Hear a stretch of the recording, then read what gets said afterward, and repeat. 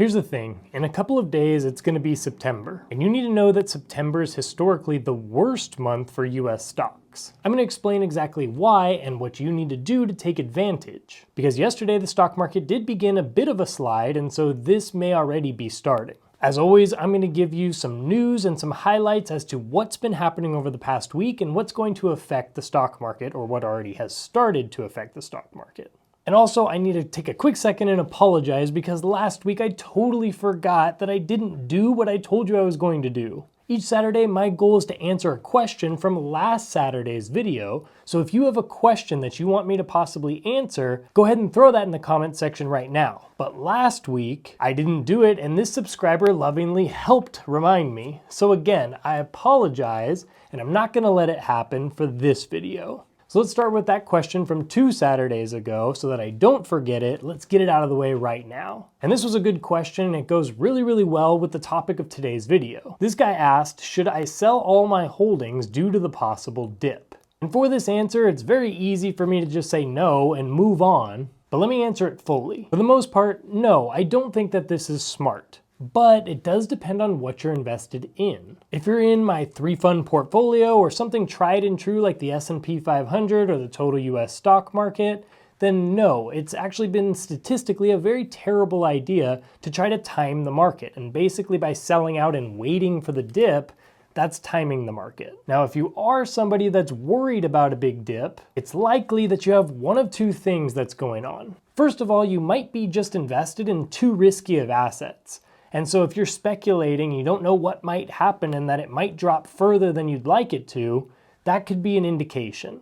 The other thing might be that you actually have money invested that you might need in the near future, so you're just overly worried about that. If either of those are the case, then yeah, it might be a good idea to reassess, and it might actually be smart to sell out of those so that you can start back fresh. Generally though, as long as you're being a long-term investor and long-term minded 5 years, 10 years, 20 years down the road, as long as you have an emergency fund funded up and you don't need the money anytime soon, then generally it's going to be okay for you to keep your money in and get through these small dips or even large dips. And even if there are large dips, just keep DCAing or dollar cost averaging through it, and statistically that has been the strongest way to invest. Selling because you think there's going to be a dip seems like a good idea because I'll just sell out right now and then buy in when it goes down. Well, yes, if that works out perfectly, then yes, that would happen. But also you have to keep in mind you're going to have a taxable event if you're selling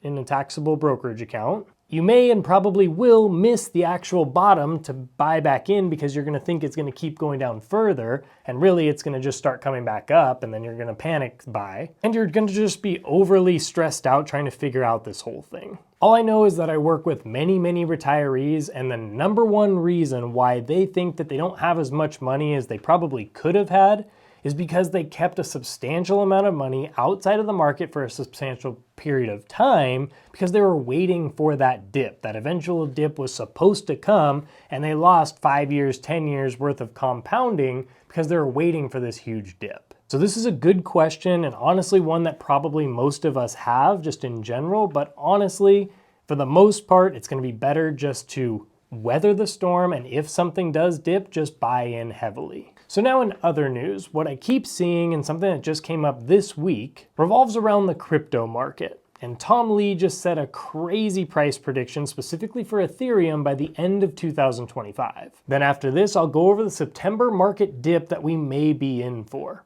So Tom Lee predicts Ethereum rally to 5,500 soon, $12,000 by year end. I don't see it being that bullish, but I am very fascinated with and invest in Bitcoin and Ethereum, so I definitely suggest that you take some time and learn about these assets and definitely educate yourself. This is why I'm super excited to introduce the sponsor of today's video, which is 21 Shares. 21 Shares is one of the world's leading crypto exchange-traded product providers, making it easier and more accessible for everyday investors to gain exposure to digital assets. You know I've been invested in the crypto world for more than 8 years, and so I really like what 21 Shares is doing. Their mission is to bridge the gap between traditional finance and crypto by offering secure, fully collateralized, and regulated investment products traded on global exchanges. 21 Shares offers spot ETFs on major assets like Bitcoin and Ethereum. I love how on the 21 Shares website, I can click into the fact sheet, which gives me all the info I need. With a deep focus on transparency, compliance, and investor education, 21 Shares is helping bring digital assets into the mainstream in a responsible, sustainable way. I always encourage you to do your own research, and so you can check out the Insights section to learn so much. 21 Shares regularly shares timely updates on key industry shifts, from ETF launches to macro market sentiment. Want to stay ahead of the curve on all things crypto and digital assets? Subscribe to the 21 Shares newsletter. You'll get market insights, product updates, and trend breakdowns straight to your inbox. The link is down in my description below, so go check out 21 Shares today to learn more about their products and capabilities. This is not financial advice, and all investing carries risks. Products may not be available in all jurisdictions. Consult a licensed financial advisor. All right, so this coming September dip. Since the 1920s, September has been the worst performing month for the S&P 500 on average. You can see here on this graphic made by Visual Capitalist that on average since 1950, September has an average of negative 0.72%, which is the largest decline of any one month. Look at the bar chart in yellow. Also check out what happens after September historically. 3 to 4 months of very, very solid market movement. And it's not just the S&P 500. Over the last 100 years, I looked up and found out that it's actually the Dow Jones, the S&P 500, and the NASDAQ 100 where September is historically the worst month. So why? Well, I found a couple of very interesting reasons. Number one could be investor behavior after the summer. After the summer rally, institutional investors often rebalance portfolios or lock in profits heading into year end. Retail investors may also sell positions to free up cash after the vacation season or ahead of holiday spending. Number two would be tax and fiscal year timing. In the US and elsewhere, the fiscal year for many mutual funds ends in September.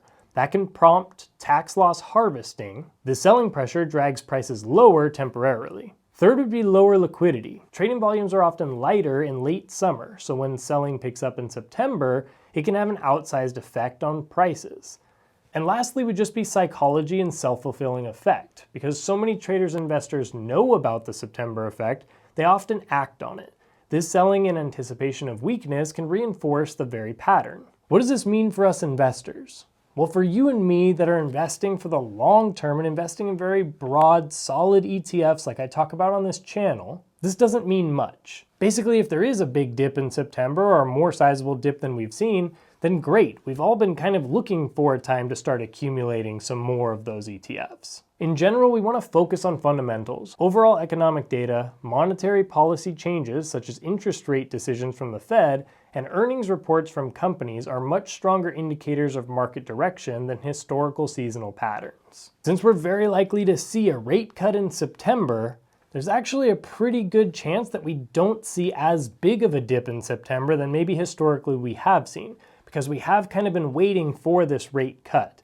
And as of the last meeting, it does look like Jerome Powell is thinking about making that cut, but we're still very uncertain. And there's been a lot of news that's come out recently in the past couple of days that kind of flips that on its head. So this leads us to some news and some things to look out for in the next couple of weeks. There've started to be some fading Fed pressure and rate cut expectations. The core PCE inflation data met expectations, reinforcing market hopes that the Fed will cut at interest rates in September. Analysts warn, however, that rate cuts now could overstimulate what appears to be a healthy economy, citing strong GDP growth, robust labor markets, and record corporate cash flow. Honestly, with this whole rate cut decision, the problem is that we're seeing some ideas as to why we should cut, and then there's some ideas as to maybe this isn't the best time to cut. It's a very tough decision, obviously very polarized views. We'll see what happens in September, but it definitely will affect the stock market. The AI rally continues, though Nvidia was rattled. Nvidia's earnings, though strong, didn't fully satisfy investor expectations. Its stock dipped nearly 1%, but the broader AI sector surged, boosting Micron, Broadcom, Amazon, Alphabet, and others as markets rallied to new S&P 500 highs. At the same time, rising geopolitical and competitive pressures in AI, especially from China's state-backed firms, have injected a dose of caution into tech-driven optimism. There's a lot going on and a lot of uncertainty these days. All I know is that if we see a monster dip in September, I'm going to be taking the plunge right then and there and getting some money into the 3-fund portfolio that I always talk about, and definitely not waiting for that bigger dip that's possibly coming later. You saw that chart. Statistically, for the last 75 years, September is a lull, and then the next 4 months are huge gains. So just keep that in mind. Here's a video about that 3-fund portfolio. If you're looking for a super simple but solid way to invest, that's the answer. Or watch this video that I just made earlier this week that's going to keep you going strong in investing. Remember to keep investing simplified.